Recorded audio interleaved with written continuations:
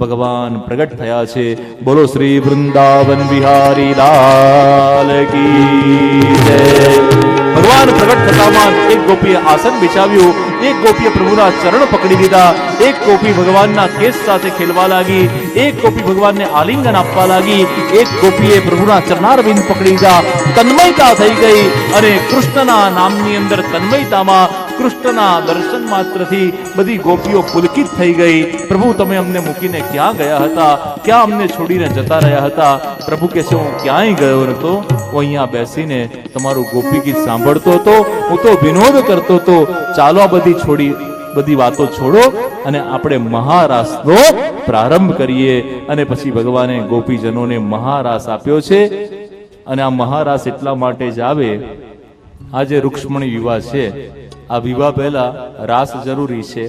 આપણે પણ લૌકિકમાં લગ્નના આગલે દિવસે ગરબા રાખીએ. શા માટે? દુર્ગા સપ્તસતીમાં, દેવી ભાગવતમાં કોઈ પણ જગ્યાએ ગરબાનું રાસનું વર્ણન મળતું નથી. ગરબાની દેન જો કોઈ આપી હોય ને તો એ કૃષ્ણ ભગવાને છે, ભગવાન શ્રી કૃષ્ણ એ છે. કહેવાય માના ગરબા, પણ એના પ્રદાતા ભગવાન શ્રી કૃષ્ણ સ્વયં છે.